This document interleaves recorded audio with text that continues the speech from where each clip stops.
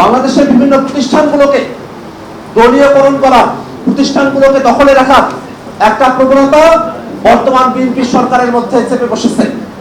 আমরা খেয়াল করে দেখেছি, সাংবিধানিক প্রতিষ্ঠান, সংবিধিবদ্ধ প্রতিষ্ঠান, যত ধরনের স্বায়ত্তশাসিত প্রতিষ্ঠান আছে, সব প্রতিষ্ঠানগুলোকে তারা তাদের মতো করে কবজায় রাখতে চায়।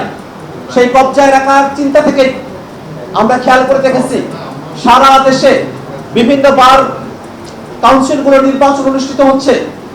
অনেকগুলো জায়গাতেই আমরা খেয়াল করেছি, এনসিপির যারা প্রার্থী আছেন, সমর্থিত আছেন, তাদেরকে সেখান থেকে মনোনয়নপত্র সংগ্রহ করতে দেওয়া হচ্ছে না। আমরা খেয়াল করে দেখেছি, শরীয়তপুরে এনসিপির পক্ষ থেকে যিনি বারের নমিনেশনের জন্য গিয়েছিলেন, মনোনয়নপত্র সংগ্রহ করার জন্য গিয়েছিলেন, তাকে সেখানে ঘাড় ধাক্কা দিয়ে বের করে দেওয়া হয়েছে, তাকে সেখানে নমিনেশনও কিনতে দেওয়া হয় নাই। আমরা খেয়াল করে দেখেছি, বাংলাদেশ বার কাউন্সিলের যে নির্বাচন অনুষ্ঠিত হওয়ার কথা, জ্বালানি সংকটের কথা বলে বাংলাদেশ বার কাউন্সিলের নির্বাচনকে স্থগিত করা হয়েছে।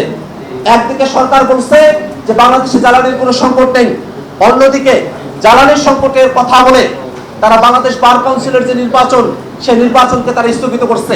আপনারা জেনে থাকবেন যে বাংলাদেশে বার কাউন্সিলের নির্বাচন প্রতি 3 বছর অনুষ্ঠিত হওয়ার কথা।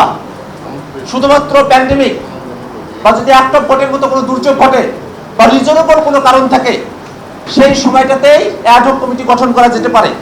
কিন্তু অন্তর্বর্তীকালীন সরকারের সময়টাতে একটা দীর্ঘ সময় গিয়েছে, নতুন করে বিএনপি সরকার গঠন করেছে, কিন্তু এখন কোনো অ্যাডহক গঠন নেই, এখন কোনো প্যান্ডেমিকও নেই, এখন এমন কোনো রিজনেবল কারণও নেই যার কারণে অ্যাডহক কমিটি দিয়ে একটা বারের কমিটিকে ফাংশনাল রাখতে হবে। বরং এখন নির্বাচন করাটাই সব থেকে যুক্তিসঙ্গত। কিন্তু যেহেতু অন্তর্বর্তীকালীন সরকারের সময়টাতে বাংলাদেশ বার কাউন্সিলে সেই জায়গায় যে অ্যাডহক কমিটি, সেই কমিটিতে যে 14 জন আছেন, তারা সকলে আসলে বিএনপি সমর্থিত, তারা সকলে বিএনপি। যেহেতু অ্যাডহক কমিটিটা বিএনপির দখলে আছে, এই কারণে তারা সেখানে আর নির্বাচন দিতে চায় না। আমরা এই কারণে সরকারের কাছে বারংবার আহ্বান জানিয়েছি, বাংলাদেশের সমস্ত প্রতিষ্ঠান যেখানে নির্বাচনের মধ্য দিয়ে প্রতিনিধি নির্বাচিত হওয়ার কথা, সেই প্রতিষ্ঠানগুলোতে অ্যাডহক কমিটি না, সেই সমঝোতার কমিটি না, সেই প্রতিষ্ঠানগুলোতে নির্বাচনের মধ্য দিয়েই তাদের প্রতিনিধি নির্বাচিত হওয়ার সুযোগ তৈরি করে দিতে হবে। এটাই গণতন্ত্রের কথা, সেই গণতন্ত্রের কথাকে সম্মান জানাতে হবে। আমরা খেয়াল করে দেখছি যে সারা দেশে বিভিন্ন বার কাউন্সিলের নির্বাচনগুলো অনুষ্ঠিত হচ্ছে, সেখানে একতরফাভাবে নির্বাচনগুলো করা হচ্ছে।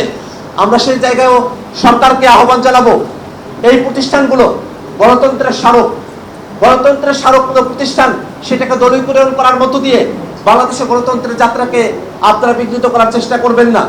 এই যে ঢাকা ট্যাক্সিস বারের নির্বাচন অনুষ্ঠিত হবে, একটা নির্বাচন পরিচালনা কমিটি গঠন করা হয়েছে, যে 32 জন সদস্য, সেই 32 জন সবাই বিএনপি পন্থী, বিএনপি দলের, হয় সরাসরি অথবা নানাভাবে তাদের সমর্থিত।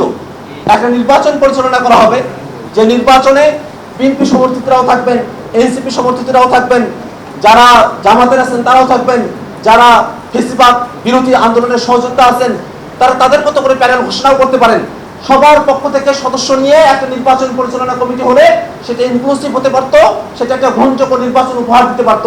কিন্তু আমরা ঢাকা বারের নির্বাচনের ক্ষেত্রে, ঢাকা ট্যাক্সিস বারের অ্যাসোসিয়েশনের নির্বাচনের ক্ষেত্রে খেয়াল করছি যে নির্বাচন পরিচালনা কমিটি 32 জন সবাই বিএনপিপন্থী, বিএনপি সমর্থিত। এটা কিভাবে একটা গ্রহণযোগ্য নির্বাচনের জন্য একটা কমিটি হতে পারে, সে বিষয় নিয়ে আমাদের যথেষ্ট সন্দেহ রয়েছে। আমরা সাথে যারা যুক্ত আছেন তাদের কাছে বিনীতভাবে আহ্বান জানাবো, একটা নির্বাচন হবে, সেই নির্বাচন যাতে গ্রহণযোগ্য হয়। যে 32 জন শুধু বিএনপিপন্থী আপনারা নিয়েছেন, সেই জায়গাটাতে আপনারা নিঃসাফল করুন। সেই জায়গাটাতে অন্য দলের যারা আছে, যারা স্বতন্ত্র প্রার্থী আছে, তাদের প্রতিনিধিদেরকেও সেই নির্বাচন পরিচালনা কমিটির সদস্য হিসেবে অন্তর্ভুক্ত করুন। নির্বাচনটাকে গণতান্ত্রিক করুন, অংশগ্রহণমূলক করুন। এই আহ্বান আমরা আপনাদের কাছে রাখতে চাই।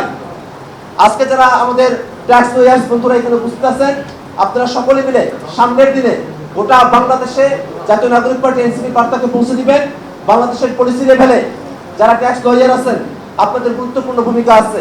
সামনের দিনে বাংলাদেশের বাজেট ঘোষণা করা হবে, সেই বাজেটের সময়টাতে যারা ট্যাক্স লয়ার্স আছেন, আপনাদের অনেক ধরনের ইনপুট বাংলাদেশের ট্যাক্স লয়ার যে খাতটা আছে, সেই জায়গাটাতে ভালো ধরনের ভূমিকা রাখতে পারে। আপনাদের কাছে আমরা আহ্বান জানাবো, আমরা এনসিপির পক্ষ থেকে সংসদে প্রতিনিধিত্ব করছি, আপনাদের কাছেও আমাদের আহ্বান থাকবে, আপনাদের মধ্যে যারা সম্ভব মনে করেন, যাদের সময় আছে এবং কিছুটা দেশের জন্য কন্ট্রিবিউট করতে চান, তাদের সকলের কাছে আমাদের আহ্বান থাকবে বাংলাদেশের বাজেট নিয়ে, বাংলাদেশের ট্যাক্স লগুলো নিয়ে, এই প্র্যাকটিসগুলো নিয়ে যে ধরনের গুণগত পরিবর্তন দরকার সেই বিষয়গুলোতে আপনারা আমাদেরকে জানাবেন।